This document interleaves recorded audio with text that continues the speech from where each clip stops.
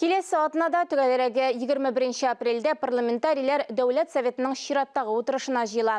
Парламент президиумы отырышында шундай карар кабул ителде. Күн тәртибенә якынча 25 мәсьәлә кертелгән. Халык ышанычлары, сәламәтлек саклау, мәдәният һәм мәгариф оешмаларында хезмәт күрсәтүләр сыйфатын бәйсез бәяләү нәтиҗәләре турында халык алдында хисап тота.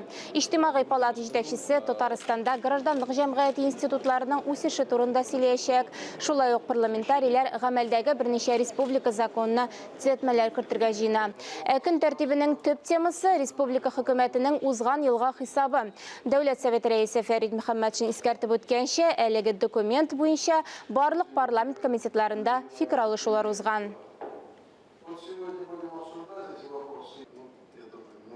Дәүләт Советында гомуми безнең аңлашыбыз бар. Еллар җиңел түгел. Күп кенә мәсьәләләр бездән дә тормый.